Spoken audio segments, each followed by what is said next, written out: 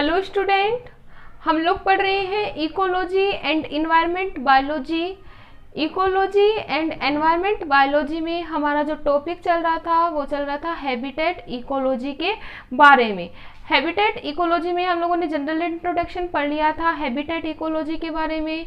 इसके साथ ही साथ हम लोगों ने इकोसिस्टम में आवास के लिए जो पाए जाने वाले मुख्य घटक हैं उनके बारे में भी पढ़ लिया था। मुख्य रूप से इन घटकों को कितनी कैटेगरीज में डिवाइड किया गया था भाई? 3 कैटेगरीज में। कौन कौन से?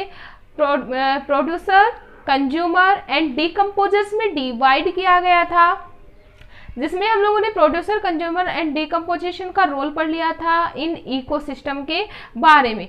मेन जो अपना टॉपिक है वो है एक्वेटिक इकोसिस्टम। तो आज जो हम डिस्कस करेंगे हैबिटेट इकोलॉजी में फर्स्ट एक्वेटिक इकोसिस्टम के बारे में या जलीय पारिस्थितिकी तंत्र के बारे में। हम लोग बोल सकते हैं एक्वेटिक हैबिटेट या जलीय आवास। We all know that student, क्या होता है aquatic habitat?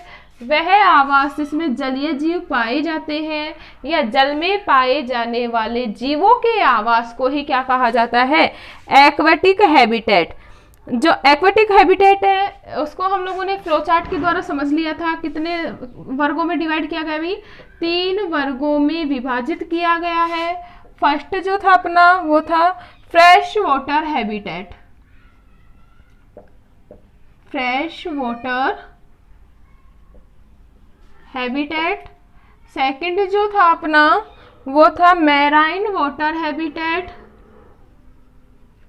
Marine water habitat. Fresh water habitat को बोला जाता है स्वच्छ जलीय आवास। मैराइन वाटर हैबिटेट को बोला जाता है लवणीय जलीय आवास। और थर्ड जो होता है अपना क्या होता है? एस्चुराइन वाटर हैबिटेट। एस्चुराइन वाटर हैबिटेट या जिसे बोला जा सकता है वेला संगामी जलीय आवास। क्लियर है? तो एक्वेटिक हैबिटेट को कितने वर्गों में बांटा गया है भाई? 3 वर्गों में। Fresh water habitat, marine water habitat and estuarine water habitat. हम बात करेंगे अपना जो फर्स्ट है किसके बारे में? फ्रेश वाटर हैबिटेट के बारे में। तो हम बात करें जैसे फ्रेश वाटर हैबिटेट, जैसा कि नाम है, इस प्रकार का जो हैबिटेट होता है इसमें लवणों की जो सांद्रता होती है वो क्या होती है? अत्यंत ही कम होती है। क्या होती है? अत्यंत कम। अगर हम डेफिनेशन की बात करें तो वह आवास जिसमें लवणों की सांद्रता क्या हो? कम हो, स्वच्छ जलीय आवास कहलाता है। क्लियर है? सबसे पहली बात तो अगर हम बात करें जल के जैविक प्रक्रमों का अध्ययन। क्या? जल के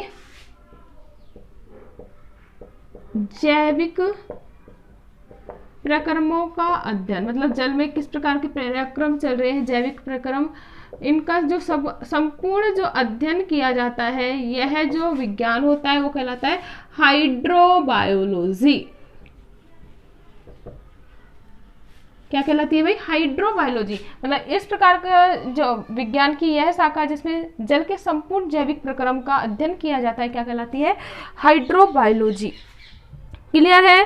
अगर हम बात करें स्वच्छ जलीय आवास के अध्ययन को, स्वच्छ जलीय आवास के पारिस्थितिकी अध्ययन को कहा जाता है लिम्नोलॉजी। क्या कहलाता है? लिम्नोलॉजी। यहाँ हम बात करें कि जो जल होता है, पृथ्वी की जो अधिकांश सतह को जो घेरे हुआ जो भाग है वो क्या है? जल। लगभग 70% जो पार्ट है ऑन अर्थ वो किससे घिरा हुआ है भाई? वाटर से घिरा हुआ भाग है। लेकिन यहाँ हम बात करें स्वच्छ जलीय आवास की, मुख्य रूप से जो अधिकांश जो जल है वो है मैराइन वाटर। कैसा वाटर है भाई?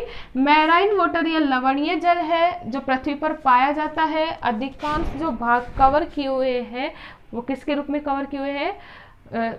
महासागरों और सागरों के रूप में कवर किए हुए हैं। ठीक है? और महासागरों का जल हम सभी जानते हैं वो कैसा है? मैराइन या लवणीय जल है। जबकि अगर हम बात करें अर्थ की, तो अर्थ पर स्वच्छ जल या जो आवास है वो अत्यंत ही कम है। क्लियर है। जो यह स्वच्छ जलीय आवास है वो हम लोग अपनी आपूर्ति के लिए भी, हमारी विभिन्न उपापचय क्रियाओं के लिए, चाहे पादप हो या जंतु हो, सभी हम किसके ऊपर डिपेंड करते हैं, जल के ऊपर डिपेंड करती है हमारी सभी उपापचय क्रियाएं। तो जो स्वच्छ जलीय आवास है, स्वच्छ जो जल है, वो मानव की आपूर्ति के लिए और जीवों की आपूर्ति के लिए भी क्या किया जाता है, यूज किया जाता है। क्लियर है। नेक्स्ट अगर हम बात करें स्वच्छ जलीय आवास मुख्य जो समुद्र जलीय आवास है उससे किस प्रकार से भिन्न है, भिन्नता देखेंगे किस किस के बीच में। स्वच्छ जलीय आवास किससे, लवणीय जल से। We all know that student, सबसे इम्पोर्टेंट जो विशेषता होगी वो क्या होगी कि जो स्वच्छ जल है उसमें लवणों की सांद्रता क्या होती है, कम। स्वच्छ जल में लवणों की सांद्रता क्या होगी भाई, नाम ही क्या है, स्वच्छ जल, तो सिंपल सी बात है लवणों की सांद्रता किससे, लवणीय जल से क्या होती है, कम। क्योंकि अगर हम देखते हैं मोस्टली अगर लवणों की सांद्रता ज़्यादा होती है तो वह पानी यूज करने योग्य नहीं होता। इवन अगर हम बात करें अगर फ्लोराइड की ज़्यादा मात्रा हो जाती है या साल्ट की अधिक मात्रा हो जाती है तो वह हमारी बॉडी के लिए हार्मफुल होता है। इवन फ्लोराइड की मात्रा अधिक होने पर जल में हमारी हड्डियों पर भी क्या पड़ता है, इफेक्ट पड़ता है। क्लियर है। नेक्स्ट अगर हम बात करें स्वच्छ जल की तुलना में समुद्री जल का जो मौसम व जलवायु होता है वो अधिक स्थिर होता है। स्वच्छ जल की तुलना में समुद्री जल का मौसम व जलवायु, समुद्री जल का मौसम व जलवायु अधिक स्थिर होता है।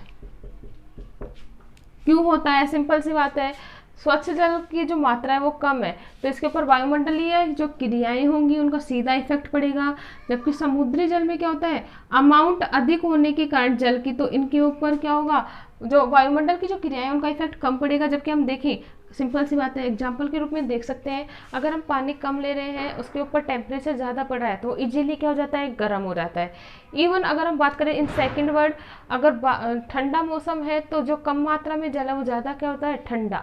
लेकिन अगर हम बात करें बड़े महासागरों की तो उसके पानी को गर्म होने में भी टाइम लगता है तो और ठंडे होने में भी क्या लगता है, टाइम। तो क्या होगा, स्वच्छ जल की तुलना में समुद्री जल का मौसम व जलवायु क्या होती है, अधिक स्थिर होती है। क्लियर है बात। नेक्स्ट अगर हम बात करें स्वच्छ जल में तीव्र समरूपी धाराएं पाई जाती हैं। स्वच्छ जल में तीव्र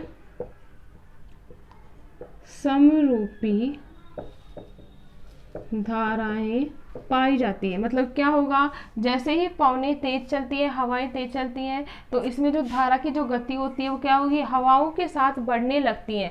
तो हम लोग बोल सकते हैं, और समान रूप से क्या रहती है, ये प्रवाहित होती रहती हैं, इसलिए हम कह सकते हैं स्वच्छ जल में तीव्र समरूपी धाराएं पाई जाती हैं।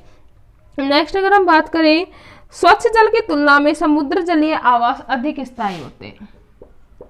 स्वच्छ जल की तुलना में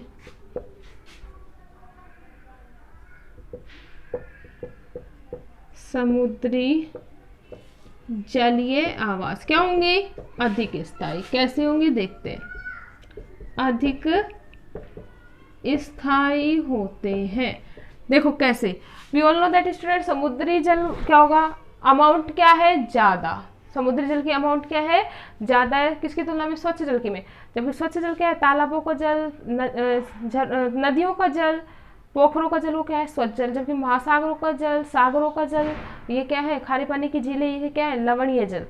तो महासागरों में क्या है, जल अधिक मात्रा में पाया जा रहा है। जबकि जो छोटे तालाब पोखर हैं वो क्या है, अगर अधिक धूप होती है, लॉन्ग टाइम तक वर्षा नहीं होती है तो ये सूखने लगते हैं। तो ये हम लोग बोल सकते हैं ये स्थायी प्रकृति के नहीं होते। जबकि समुद्री जो आवास होता है इसमें पानी की मात्रा ज़्यादा होने के कारण यहाँ का मौसम अनुकूल बना रहता है, कंटिन्यूटी बारिश होती रहती है, जिसके कारण क्या होता है, पानी का जो लेवल होता है लगभग ज़्यादा रहता है। इसके कारण यह आवास क्या होता है, स्थायी। जबकि अगर हम बात करें स्वच्छ जल छोटे कम मात्रा में पाया जा रहा है। अगर लॉन्ग टाइम तक बारिश नहीं होती है तो ये क्या होने लगते हैं, धीरे धीरे सूखने लगते हैं, तो ये कम स्थायी होते हैं। जबकि समुद्री जलीय आवास क्या होते हैं, अधिक स्थायी होते हैं। क्लियर है। नेक्स्ट अगर हम बात करें, दोनों ही प्रकार के जलीय आवास होते हैं, उनमें जो जीव की जो विभिन्नताएं हैं वो भी अधिक देखने को मिलती है। अलग अलग आवास में अलग अलग क्या होंगे, जीव पाए जाते हैं। ठीक है। अगर हम बात करें, अगर समुद्री जलीय जीवों को स्वच्छ जलीय आवास में रखा जाता है तो इजीली अपनी लाइफ सर्वाइव नहीं कर पाते। इसी प्रकार अगर स्वच्छ जलीय आवास के जीवों को समुद्री जलीय आवास में रखा जाता है तो भी वे अपनी लाइफ सर्वाइव नहीं कर पाते हैं। क्लियर है। तो ये थी difference between fresh water and marine water habitat. Clear है।